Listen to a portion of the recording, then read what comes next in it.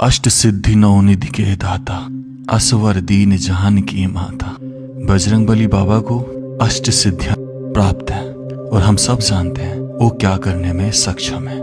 लेकिन अगर किसी को 64 सिद्धियां प्राप्त हो जाए तो 64 देवियों की शक्तियां।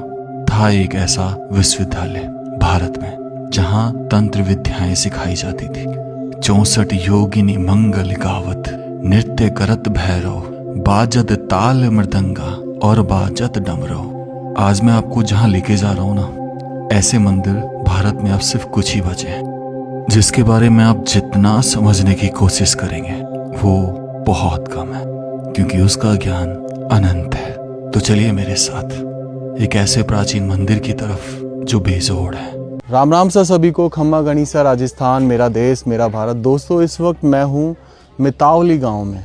एक ऐसा गांव है जहाँ टूरिज़्म है, वो जस्ट बिकॉज ऑफ इस मंदिर के कारण। ये मंदिर है 64 योगिनी का मंदिर। भारत देश में हालांकि और भी ऐसे मंदिर है, पर बहुत कम बचे हैं अब। तो बामोर तहसील है, मुरैना ज़िला, मध्य प्रदेश में हम आ चुके हैं और काफ़ी समय से घूम रहे हैं। और यहीं से वॉक करते करते इस 64 योगिनी के टेंपल तक पहुंचेंगे। 100 फीट के आसपास की पहाड़ी है। इसके बारे में इतना ही कहा जाता है कि यहाँ पर तांत्रिक विद्या सीखी जाती थी और क्रियाएं की जाती थी प्राचीन समय में। स्पेशली उसके लिए डिज़ाइन किया गया था। ऐसा कहा जाता है कि जो 64 योगिनी होती है ना, योगिनी मतलब होती है कि योग करती हुई एक महिला। तो 64 योगिनी ऐसे बताया जाता है, कहा जाता है कि ये भैरव उसकी 64 शक्तियाँ हैं और उसके संगिनी हैं। ये तांत्रिक विद्या में कहा जाता है। ज्ञानार्णव और कुलार्णव, ये दो ग्रंथ है जो तांत्रिक में, जिसके बारे में इस चीज़ का जिक्र है। तो अभी हम सीधा सीधा चल रहे हैं, यही देखते हुए कि कैसा होगा अंदर से। जैसा कि डिस्क्रिप्शन में बताया गया है कि एक खुला छत वाला मंदिर है और इसमें हर कक्ष में एक शिवलिंग है और 64 योगिनी हर दिशा में बनी हुई है, बिल्कुल गोल है। चलिए अब यहाँ से पहाड़ पे सीढ़ियाँ तो बना दी हैं, क्योंकि ये एक टूरिज़्म का हिस्सा है। देखते हैं ऊपर चल के। इस मंदिर का निर्माण हुआ था राजा देवपाल के द्वारा, जो कच्छप घात वंश के। कच्छप घात वंश जो गोप क्षेत्र होता है ना मध्य प्रदेश का, यानी कि ग्वालियर के आसपास जो क्षेत्र था प्रेजेंट में, उस पर शासन किया करते थे। और ये मंदिर 1055 से 1075 के बीच में बना है, यानी कि है तकरीबन 950 साल पुराना। और इस मंदिर के बनवाने के पीछे का कारण यही था कि अगर ऊर्जा का प्रवाह की दृष्टि से देखा जाए तो वृत्ताकार संरचना है जो दर्शाती है ऊर्जा के निरंतर प्रभाव को, अनंत ऊर्जा को दर्शाती है। और ये 64 योगिनी जो जी, एक किस्सा आपने बहुत सुना होगा, प्राचीन समय में एक धारावाहिक भी देखा होगा, जिसमें दुर्गा माता और रक्त बीज के बीच में युद्ध होता है। जब रक्त बीज नाम का राक्षस सब जगह प्रलय कर रहा होता है, हाहाकार मचा देता है, अब दुर्गा माता उसका वध करने के लिए आती है। तो रक्त बीज को एक वरदान था कि उसका अगर खून का एक कतरा भी गिरेगा तो रक्त बीज दोबारा बन जाएगा। ऐसे ही उस समय दुर्गा माता ने जब उसको मारने की कोशिश की तो अनेकों रक्त बीज बन गए, उसका खून फैलते ही। तो फिर दुर्गा माता ने अपनी 64 छायाओं को प्रकट किया। उन छाया ने क्या किया कि जैसे ही रक्त बीज का खून गिरा, उनको गिरने से पहले ही वो पी गई। तो दोस्तों, असलियत में तो ये मंदिर ऐसा लगता है कि शायद ये कहानी जो है बहुत सही बैठती है, लेकिन अगर हम इसके इतिहास को समझें और इतिहासकारों की बात माने तो ये जगह तांत्रिक विद्या सीखने के लिए बहुत उचित जगह थी। रावण की एक बुक आती है इंद्रजाल करके, उसमें तांत्रिक विद्याओं का उल्लेख है। तो उसके चलते यहाँ पे तांत्रिक विद्याएं सीखी जाती थी और करी भी जाती थी। डर लगता है ना तांत्रिक का नाम सुनते, लेकिन एक्चुअल में ये चीज़ें होती थी और अभी भी होती हों तो कुछ कह नहीं सकते। लेकिन हाँ, प्राचीन समय में बहुत विद्वान थे जो इन विद्याओं का सही उपयोग किया करते थे, ना कि गलत। हाँ, थोड़ी देर इसको ऐसे पूरा एक सर्किल ले ले दिनेश।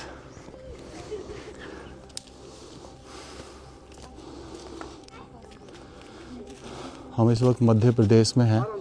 ये सामने हमारे मंदिर है जो 101 खम्भों पे टिका हुआ है, 950 साल पुराना। और ऐसे एक्चुअल में इसको गोल मंदिर भी कह सकते हैं आप, बिल्कुल गोल है ये।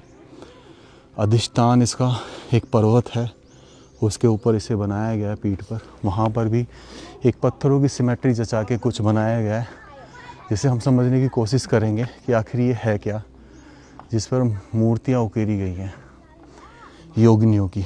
चलिए इस मंदिर में अंदर चलते हैं, क्योंकि पवित्र जगह है तो जूते चप्पल उतार लेते हैं। ये पत्थर देखो आप कैसे, मतलब जब मंदिर को बनाया गया ना तो इन पत्थरों को एक तरीके से घिसा गया होगा या शेप दी गई होगी। आ जाइए इस गोल मंदिर में देखने के लिए कि अंदर एक्चुअल में है क्या, बाकी में क्या अभी भी वो चीज़ें फील होती हैं जो प्राचीन समय में हुआ करती थी। इसको 7100 महादेव मंदिर भी कहा जाता है, क्योंकि हर कक्ष में एक शिवलिंग होने के कारण यहाँ का जो पॉपुलर नेम है वो 7100 महादेव मंदिर भी है। अब 7100 महादेव टोटल है नहीं है, पर हाँ हर कक्ष में एक शिवलिंग ज़रूर है। चलिए आज मंदिर तो भैया दिनेश ढोक लगाने का समय आ गया, दंडवत प्रणाम करने का। आपको एक ऐसी बात बताऊंगा अंदर इस मंदिर के बारे में जो इस ब्रह्मांड को रिलेट करती है, और आप शायद यकीन ना करें उस बात पे। देखो ये आप देख रहे हैं, ये योगिनी है, हर खंभे पर बनी हुई है। ऐसे इस खंभे पर देखेंगे तो इस पे भी बनी हुई है, हालांकि कुछ क्षतिग्रस्त अवस्था में भी नज़र आती है। तो सेम योगिनी, कोई अंतर नहीं, खंभे की लंबाई सेम, बस मतलब था तो इस जगह का। ले भाई दंडवत प्रणाम करने का समय आ गया। जय हो जय हो जय हो भोलेनाथ, सबका कल्याण करे। आ जाइए दोस्तों चलते हैं इसमें। और नीचे देखो, इसमें वही नज़र बट्टू जी ने बोलते हैं, और जो नेगेटिव ऊर्जा को दूर रखता है इसके घर पर। और यहाँ पर ये स्टार तो ऐसा लगता है बाद में किसी ने उकेरा है।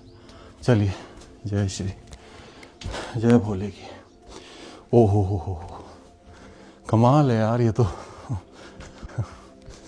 ये भगवान जरा इसे देखिए, थोड़ा सा निहारिए। एक गोल संरचना के अंदर वापस से एक गोल संरचना, टोटल खंबे 101। इसकी जो रेडियस है ना, यानी त्रिज्या, वो 170 फीट है। हैं मानते हो नहीं मानते? बिल्कुल एक्यूरेट वृत्ताकार, जो कहा जाता है कि ब्रह्मांड के अनंत प्रवाह को दर्शाती है।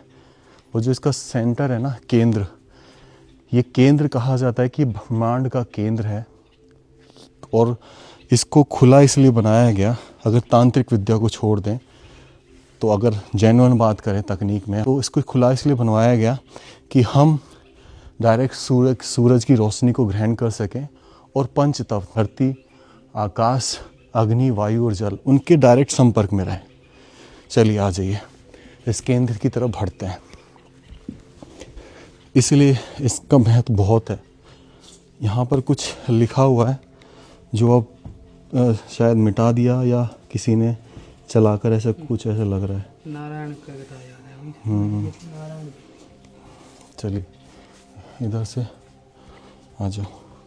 ये देखो इनके कक्ष में ब्रह्मा भोलेनाथ, क्योंकि रावण भी शिव उपासक थे, और रावण की ही बुक आती है इंद्रजाल, जिसमें तांत्रिक विद्याओं का उल्लेख है। 1x पे ले। इसमें देखो कितने शिवलिंग हैं अंदर। तो ऊपर दिखाना एक बार, जय भोले की, जय भोले की। ऊपर का गुम्बद 1x पे। ओके, ये एक तरीके का स्ट्रक्चर है, कॉर्वेल डोम है ये। जय हो प्रभु भोलेनाथ, जय हो, सबका कल्याण करें। जय हो भोले बाबा। आ जाइए इसके, देखो इसमें परिक्रमा मार्ग 2 तरीके से हैं। एक तो बिल्कुल इस मंदिर के जस्ट भिड़ा हुआ, आप मेरे साथ परिक्रमा लगा सकते हैं। जय हो प्रभु, आ जाइए। और एक बाहरी आवरण दिया गया है परिक्रमा का। अब ये गोल है, वृत्ताकार है, यानी कि हम जो अनंत ऊर्जा है उसमें बह रहे हैं। इस ब्रह्मांड की जो ऊर्जा है उसमें बह रहे हैं। कहा जाता है कि ये 64 योगिनियाँ दिव्य शक्ति हैं, जो इसको खुला इसलिए बनाया गया कि खुले आसमान में दिव्य शक्तियाँ जो हैं उनके साथ संयोजन कर सकती हैं, इसलिए इसको खुला बनाया गया। अब असली कहानी जब यहाँ पे तांत्रिक विद्याएं होती होंगी तभी पता चलेगा। लेकिन एक शिवलिंग बाहर की तरफ भी है, ये रहा पत्थर। अब ये अंदर था, ये बाहर लाके रख दिया, कह नहीं सकते, पर ऐसे लगता है कि अंदर का हिस्सा था। इवन आप इसमें देखेंगे ना, ये देखो वहाँ पे पानी की निकासी दिख रही है आपको, दिख रही है ना। तो इससे दर्शाता है कि यहाँ पे कोई भूमिगत स्टोरेज टैंक है वाटर, जहाँ पे ये वर्षा का जल एकत्रित होता है, पवित्र जल जो ऊपर से बरसता है और डायरेक्ट एक टैंक में जाता होगा।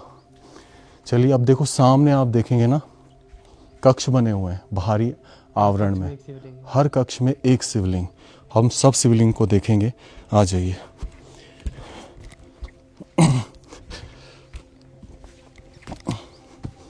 अब क्योंकि रावण को हम तांत्रिक का गुरु मान सकते हैं, तो और वो शिव उपासक थे, हो सकता है कि उस समय शिव जी की स्थापना की हो उन्होंने, एक लिंग स्थापित की हो, और हर कक्ष में अगर आप देखेंगे एक एक शिवलिंग है। यार यहाँ पे कुछ एनर्जी तो फील हो रही है ना, अच्छा सा लग रहा है मतलब। और हर एक इसका स्ट्रक्चर देखो, ये जो बीम है पत्थर की, उस पर ये देखो किस तरीके से ये बनाया गया है, जो शायद यहाँ पे ऐसे दर्शाते हैं कि कुछ ना कुछ लिखा जाता होगा इस मंदिर से रिलेटेड, क्रियाएं करते होंगे जब। इस तरीके से ये डिज़ाइन दिया गया। ये घड़ा है, एक पान का पत्ता है, जब हम कोई शुभ कार्य करते हैं तो पान का पत्ता यूज़ करते हैं, आपने देखा होगा नवरात्रों में पूजा के लिए सुपारी भी रखते हैं। तो उन सब चीज़ों को इन पत्थरों पे उकेरा गया, और एक एक करके शिवलिंग का जो साइज़ है ना लगभग सेम है, एक ही साइज़ में है शिवलिंग सारे। होगा कुछ फील हो रहा है कि दिनेश, सही जगह आए या गलत जगह आए? नेगेटिव एनर्जी, तांत्रिक विद्या या फिर सकारात्मक ऊर्जा? मेरे हिसाब से सकारात्मक ऊर्जा प्राप्त हो रही होगी। जय हो प्रभु, जय हो। यार इसकी हाइट 6 फीट है एग्जैक्ट, हैं? जय हो भोलेनाथ। आज आपने यहाँ बना लिया उस प्रांगण के, देखो कितने परिक्रमा हो गए, 2 परिक्रमा मार्ग अंदर है, एक बाहर चबूतरे पर, एक पूरा बाहर ये, और एक जिस कॉरिडोर जिसमें हम घूम रहे हैं। तो टोटल अगर देखी जाए तो 5 यूनिक परिक्रमा मार्ग बने हुए हैं इसमें। तो आप क्या सोचते हैं कि 64 योगिनी और 7100 महादेव, 7100 महादेव क्यों कहा गया ये पता नहीं, लेकिन हाँ अब देखो ये क्या है, बीच का पड़ गया, बिल्कुल जस्ट उसके सामने है भगवान भोलेनाथ के, और किस दिशा में है, पश्चिम में। यहाँ पर जितने भी देवी देवता हैं वो सब बने हुए हैं। ये जो लिंटेल है, यानी जिसे आप साधारण भाषा में बीम कहते हैं, इसके बीचों बीच जो ये आकृति बनी है ना, इसे ललाट बिंब कहते हैं। यहाँ पर जो देवता दिख रहे हैं या फिर कहें कोई ऋषि दिख रहे हैं, वो योगासन मुद्रा में बैठे हैं। और हिंदू मंदिर वास्तुकला में ललाट बिंब पर बनी यह आकृति यही बताती है कि ये मंदिर इसी देवता को समर्पित है। अब हालांकि इनको पहचान पाना मुश्किल हो रहा है, लेकिन अंदर बने शिवलिंग की वजह से ये कहा जा सकता है कि ये जो मूर्ति है ये भगवान शिव की है और वो ध्यान मुद्रा में बैठे हैं। इस तरीके से मंदिर को पहचाना जाता था। और ललाट बिंब की तरफ अगर आप देखेंगे तो आपको कुछ आकृतियां दिखाई देंगी। मुख्यतः तो हम यही कहेंगे कि ये देवता हैं, लेकिन हम इन आकृतियों को गिनते हैं 1 2 3 4 5 6 7 8 और 9। इस लिंटेल पर ये 9 हैं, और जहां तक ये नवग्रह को रिप्रेजेंट करते हैं, जो कि सुरक्षा और सौभाग्य के लिए बनाए जाते थे, या फिर अगर कहें दूसरी भाषा में तो ये गंधर्व या अप्सराएं हो सकती हैं जो मुख्य देवता की स्तुति कर रहे हैं। और जो ये भीम, जो ललाट भीम पूरा जिन 2 खंभों पे टिका हुआ है, उसे शाखा कहते हैं, जिन पर भी आप देखेंगे कि कुछ मूर्तियां बनी हुई हैं। और नीचे की तरफ अक्सर गंगा और यमुना की मूर्तियां बनाई जाती हैं, जो पवित्रता का प्रतीक है। हालांकि समय के साथ ये इतना घिस गई हैं कि इनको पहचान पाना थोड़ा सा मुश्किल है। और ये कहीं ना कहीं जो शैली नजर आती है, ये नागर शैली है। हम एक तरीके से चारों दिशाओं में सेंटर में जो होगा शिवलिंग, वो खास रहा होगा। तो अभी हम एक की तरफ आए, शायद एक यहीं कहीं होना चाहिए कि तेरे हिसाब से ऐसा। यार इनका यहाँ का शिवलिंग है पे यार, मतलब हो सकता है कि इनको रिप्लेस कर दिया गया हो। यार ये पश्चिम दिशा में था, ठीक। ये क्या है? ये क्या मंदिर का ऊपर का हिस्सा था? ये जो मंदिर में आपको दिखाई दे रहा है, इसे आमलक बोलते हैं, कुछ लोग इसे अमलक भी बोलते हैं। दरअसल ये देखने पर आमले के फल जैसा प्रतीत होता है, या कहें खिले हुए कमल जैसा, इसलिए इसका नाम आमलक रखा गया। आंवले से प्रेरित है ये। और नागा शैली के मंदिरों में अक्सर देखने को मिलता है कि जो उनका शिखर होता है उस पर इस तरीके के आमलक लगाए जाते हैं। दरअसल धार्मिक भावना में अगर मैं कहूँ तो इसे ब्रह्मलोक का द्वार माना जाता है, भगवान और भक्त के बीच का संपर्क बिंदु, जिसके ऊपर एक कलश भी आपने रखा हुआ देखा होगा। दूसरी भाषा में कहें इसे सूर्य का प्रतीक माना जाता है, क्योंकि जब भी सूर्य की किरणें पड़ती हैं तो ठीक गर्भगृह में पड़ती हैं इसके ऊपर से। तो हमने तो सिर्फ एक ही चीज़ देखा कि एक जो इनके सामने उधर एग्जैक्टली कहाँ पर, पश्चिम दिशा में, और पूर्व दिशा से एक दरवाज़ा खुलता है। पश्चिम दिशा में जो शिवलिंग है उस पर कलाकृति बनी हुई थी इसमें, जिसमें देवी देवताओं को उकेरा गया था, और बाकी जितने भी हैं साधारण हैं। यानी ऐसे लगता है कि सारी ऊर्जा एकदम से जैसे केंद्रित, वहाँ कोई केंद्र में बैठा हो ना, ब्रह्मांड का केंद्र जिसे बोलते हैं, वो इन सब से ऊर्जा ग्रहण कर रहा है। जय हो ब्रो। तो हम वापस से आ गए इस पूरे द्वार पर। तो यहाँ से देखकर यही देख रहा हूँ कि बनाया हुआ क्या बनाया हुआ। 1000 साल पहले की संरचना आज भी टिकी हुई है। कमाल है यार, कमाल है। ऐसा देखा है मंदिर तूने? लाइफ में देखा हो कभी? ऐसे गड्ढे हैं ना, बहुत जगह देखे हैं पहाड़ों पे, बिल्कुल एकदम वृत्ताकार। क्या मतलब था इनका यार? ये जगह एक तरीके से वही स्थान हो गया। आप देखेंगे ये ऊंचा स्थान है उस जगह से। जैसे अपन वैष्णो माता के जाते हैं तो भैरव बाबा को हमेशा ऊंचा स्थान मिला, शायद इसी ऐसे ही मेरे हिसाब से ये भैरव बाबा होंगे। वो 64 इनकी संगनी होंगी और बीच में शिवलिंग। पर यहाँ पे अभी कुछ भी नहीं है। और यहाँ पर है ना, इस तलहटी में बहुत सारी, पहाड़ की तलहटी बहुत सारी आभूषण युक्त यानी गहने पहने हुई प्रतिमाएं प्राप्त हुई है, जो अभी फिलहाल ग्वालियर के संग्रहालय में है।